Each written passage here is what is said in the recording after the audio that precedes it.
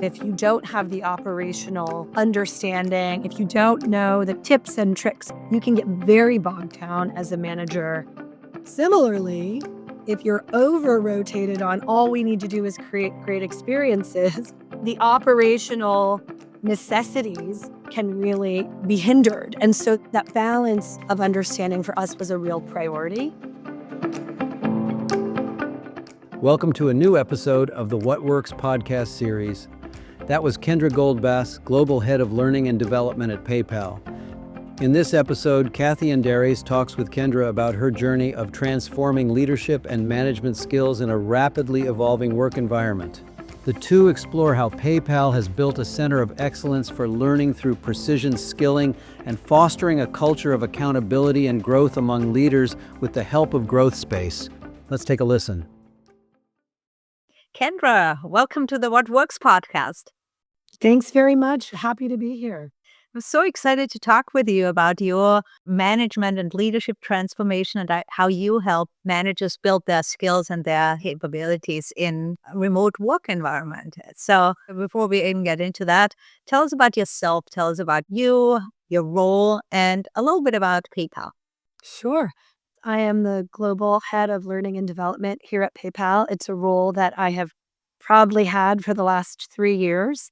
So I joined PayPal actually in the midst of the pandemic in 2021, really with the intention to build a true center of excellence around learning for a rapidly growing population of employees. PayPal is, I hope, a company everybody knows. But we are here to revolutionize commerce across the globe. And we do that in helping all people learn how to shop, pay, and save. And so that's really a lot of what we are about as a company. And during the pandemic and even today, all of our employees are active members of leading that mission through understanding the purpose of our work and how they grow and develop as individuals and as leaders to contribute to that mission. That's amazing. And I've certainly used PayPal so much. How big is PayPal? How many employees do you have?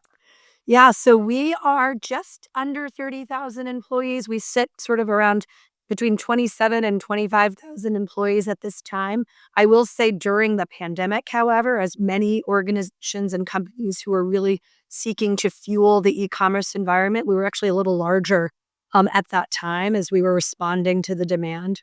A huge part of our organization, naturally, as a fintech company, is based in our product and engineering teams. But we have employees across the gamut of enabling functions, sales, tons of leaders in our customer service organization as well. Yeah, so I have lots of different employees, lots of different employee groups. And lots of different employee needs. Particularly when it comes to how they are developing and growing their skills and, delivering on the responsibilities of their roles. Got it. No, that totally makes sense. And are you a remote company, a hybrid company? How do you work? Yeah, so it's a great question. So clearly when I arrived, we were very much a remote company, as, most companies around the globe were in that period. We have actually recently returned to office as a hybrid company who is seeking to really support new ways of working and bringing ourselves back together in collaboration spaces where appropriate. So focusing in on ensuring that employees have exciting opportunities to return to office. I myself actually am a virtual employee. So I sit outside of one of our particular hubs. But I think one of the really amazing things that we've done is be very intentional about what it means to talk about collaboration and creating hybrid experiences for employees to be their best selves and deliver their best work. No, absolutely. I mean, regardless if you're working in an office environment or not, the people are usually not sitting in one location anyway, right? That is exactly right. And we effectively collaborate globally. And so our ability to, myself included, lead global teams, drive global collaboration, partner with one another across regions, it does require a different way of working, an intentional way of working that is not without skilling, right? So it doesn't just happen amorphously. It's really something that requires intentional thought and practice and and focus. Tell us more about what happened there when PayPal was growing really rapidly, as you said, and everybody was remote. So what happened to managers? What was the need? Sure, sure. So again, you know, focused mission early on was to build a center of excellence that was really focused on learning and development in a way that served the true enterprise. So naturally, as we set out to do that, we started asking questions. Where's the need? Where's the felt need? And one of the things we heard resoundingly, both in our employee surveys and in talking to business leaders, was this desire to see better readiness of our managers, recognizing that we had many well intentioned managers, many who clearly wanted to do well in role, yet were not always equipped with the right, both what I'll call hard and soft skills and resources to do the job effectively. You are absolutely right. This was also happening at a time when we were growing quite rapidly, and so many of these managers, were a little trial by fire and thrown into roles that they maybe didn't intend to be in. Right, so you had individual contributors who suddenly needed to manage a workforce, uh, remotely and across regions. You may have had folks who had small team environments suddenly thrust into large team responsibilities.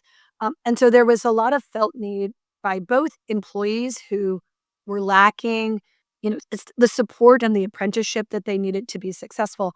But I would also say from the managers themselves.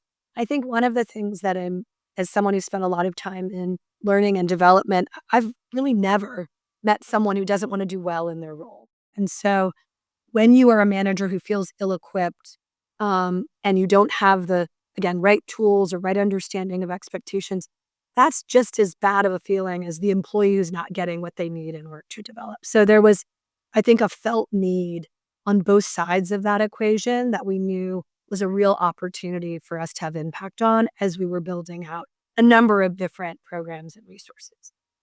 So we knew that manager readiness, preparing people for role, was a place where we could have some very clear impact at PayPal at that time and going forward. And so our MAPS program, Managing at PayPal Successfully, was designed to do just that. So, Kendra, I think you're so right because lots of times these management or leadership development programs are either on one side, where it's all about like operational management and finances and time tracking and scheduling or whatever you have to do, or PTO requests and like how you transfer people or whatever, how do you give a salary increase, like very operational stuff. But then you're missing the big leadership piece on like culture and empowering people and talking with people and communicating and inspiring, or vice versa, right? So I think that's really great. Yeah, and bear in mind, right? Both of these things are critically important to being a successful manager and leader, right? And we know that if you don't have the operational understanding, if you don't know the tips and tricks of where to find efficiencies in those tools, you can get very bogged down as a manager, right? And lose the time for the other side of the equation. Similarly, if you're over rotated on all we need to do is create great experiences, right? The operational necessities can really be hindered. And so that balance of understanding for us was a real priority. What we are trying to convey to new leaders and new managers is how important both of these sides of the coin are, and why for us it's important that we both introduce both and then leave them with lots of resources to return to in the flow of work. And that is actually a big theme for all of our learning programs here at PayPal, is that recognition that so much of learning happens in the flow of work and not just in immersive moments. We know that if you really want to retain learning, you have to keep practicing that learning and you have to keep having access to it. And so a big part is actually a SharePoint site, but it's a resource hub where they can exchange information with each other, where we can continue to provide them with new tools and resources. Obviously, we are an evolving and innovating environment, but it becomes this place that they can consistently come back to following that 6-week journey and know that the latest and greatest in these 2 areas of leadership and operations are available to them. Great. So if I have to now approve an expense report, I have some place to refresh my memory on how to do this, right? Or if I am going into a team meeting and I want to tell them about kind of team goals or something like that, similarly, I can use some resources. That's exactly right. And it's not to suggest that those resources aren't available to all managers in other areas. But one of the other, kind of key, I think, unique aspects of MAPS is we want those who go through this cohort experience to feel like they're part of an ongoing community. We know you are 90% more likely to retain new information and new learning when you teach it to someone else. So we've tried to create a real sense of peer sharing and peer support in that cohort experience. I think, as I was mentioning, we pair small groups in the cohorts with another senior leader at PayPal. We call them deans, just to give them a bit of an academic kind of spin. But the intention of those deans is to really fertilize that cohort-based insight, collaboration, and what have you. And we really encourage MAPS graduates to think about playing that role themselves at a future state, right? So that whole notion of, learn, practice, teach, being a pivotal component of what we do. The last thing I'd love to mention too is beyond the cohort-based experience of 6 weeks, we leave them with some precision skilling as a tail end to the journey. So I'm sure you've experienced this too, Kathy, where you come out of a really big program of some kind. You've got lots of ideas swirling about how you're going to use this new information, almost too many ideas. And you can either end up falling short of, holding on to any of them, or you might pick one thing to really practice. We really encourage that practice one thing kind of mindset. And so we pair them with an expert to help with accountability on that particular topic. So if it's for you, I really, as a leader, want to improve my delegation skills. I'm finding that I'm struggling from going from an IC to a manager, and I'm not quite giving my team the space. You can work with an expert over another 6-week period just on this particular kind of accountability skill. How can I do that? How can I test different ways that feel authentic to me as a leader, but really still open up that aperture on that particular skill and get some tooling and resourcing to do that? And we've found that's been a really great sticking point for those who come out of the program, right? Because it grounds them in that notion of accountability. It helps them understand when you focus on one thing at a time and see how it's applied and create a KPI for yourself, share it with your leader, right? It becomes a little bit infectious. And then you want to do it again and again. Oh, that's great. So after I come out of this program, I say then I want to work on this topic. I want to work on delegation, for example, or more inclusion or inspiration, whatever it's going to be, right? But only one thing, and then an expert, a coach, coaches me through that. Is that an internal coach or an external coach? It's actually an external coach. So we've partnered with a group called Growthspace to deliver that for us as an add-on to the work we do internally. And it's been really successful. Again, I think that notion of I am, as the manager, have selected something of priority. I shared that with my own leader. So we do encourage there to be that practice of shared goals, that notion of really holding myself accountable, but making sure that it's in alignment, obviously, with what's prioritized by my business leaders, and then seeing that arc of success. This is, of course, not to suggest we're not all juggling a whole host of things at any given time, but the focus on skilling in a particular area, seeing that as, a constant wheel of invention and evolution has been a really powerful muscle I think we've been building in our manager body. That's fantastic, because I love also how you call it precision development, because it reminds me of precision medicine, and it might be that, right? But precision medicine is really personalized medicine, as I understand it, right? And so this is really personalized and unique to just one area that you as a leader pick yourself, right? And then you can fine tune that, which is very powerful because if you're behind it, of course, then you're much more likely to actually do it, right? Rather. That's exactly right. And it's also, I think it sparks a really important kind of focus of self-awareness in us as managers and leaders. It is not that often as a leader that you are able to spend the time being introspective in your development. So I think it's just a unique opportunity to showcase to new leaders how the importance of their own development is actually a really critical element of how they can help others be successful. Yeah, no, that's a great point. I mean, it reminds me a little bit of the put on your own oxygen mask first, right? Because otherwise you can't help somebody else. Let's talk a little bit about the results. What were the benefits? What were the results? I know you were already starting down that line. So what did you see happen? When we started out 2 years ago, we were in this, "Please, would you maybe consider letting your manager attend this program?" Or, "Please, is it okay if we invite your newly promoted manager?" We now have such a great partnership with not only the business, but our, what we call PBP or HRBP community, that it is, I won't go so far as to use the word mandatory because I know that can have a negative connotation in some sense. But it is absolutely, I would say, expected learning.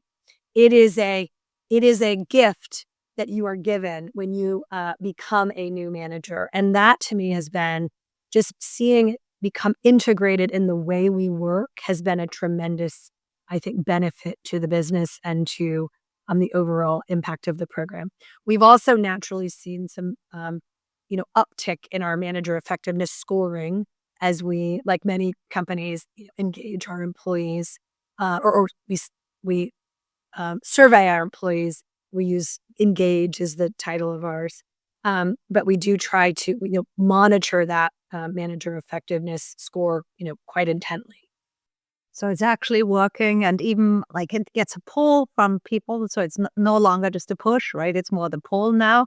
And even experienced managers say now, well, maybe I could use a refresher too, or maybe when I joined, right, I didn't know I know how to manage, but maybe I don't know how to manage the PayPal way, right? I don't know how it works here. So And that's what we're spending time with the business on now, which is how do we take this, again, the importance of new manager I can't underscore enough because it is when they are most in need of that confidence boost or skilling to really ensure that they can be successful in the new role. But I do think as we're partnering with the business on what's next, how do we reach those folks who are seasoned in seat, but also eager for development opportunity? How do we reach them in the right ways and at the right moments in time? for sure. Wow, fantastic. What did you learn along the way? What are some lessons learned that you would like to share with our listeners? Yeah, I would say, Kathy, one of the most important things I've learned, not just in this program, but in trying to establish the COE over the last 3 years, is perfection does not exist anywhere in the space. And the most important thing there's a couple of things that are most important. Number one, you have to partner effectively with the business to understand what is most important for not only how we serve our customers, but how do we skill our people to be their best selves. So I think if we had gone into this work with we know what's best energy, we probably wouldn't have started with managers. We probably would have started with something else. And I'm so glad we listened to the business to hear that this was what was most important in that period of time. So that to me, that partnership with business leaders, hearing what is needed and being responsive and collaborative, I think is really important. As I mentioned, perfection does not exist. And and I'll just say in everything that we've done, I think the iterating, testing, and not being defensive, we can get a little bit contorted around that and not just be willing to say, hey, you know what, that was a bad idea, or it didn't work in this moment, or it might have come from this great place, but it's not working for us right now. I think that's been one of the things that I think has given our team, I think, a lot more wins on the board, if you will, that willingness to pivot. Wow. Amazing. Fantastic. Thank you so much, Kendra. This was such a great conversation, and congrats to all the program success and for what's to come. Thank you so much. It's wonderful, and I wish all of your listeners the best. And I look forward to listening to more of these podcasts so I can learn more from others. Sounds great. Thank you so much. Thanks for joining this episode of the What Works podcast. You heard from Kendra Goldbust, the Global Head of Learning and Development at PayPal. She walked us through MAPS, Managing at PayPal Successfully. It's a collaborative learning program for every manager in the organization to learn two things. First, the nuts and bolts of being a manager, like how to give a compensation adjustment, how to transfer a person. And second, the leadership behaviors every manager needs to be an effective leader, like inspiring the team to do their best work or setting a vision. What's really unique about the program is what she calls precision development. After the manager has gone through the core learning aspects of the program, they themselves select one key behavior to focus on. Then they are paired with an expert from Growthspace who works with them one-on-one to hone this specific behavior that they selected. I hope you found this conversation useful and insightful. We'll be back soon with more episodes about what works in the world of work. Until next time.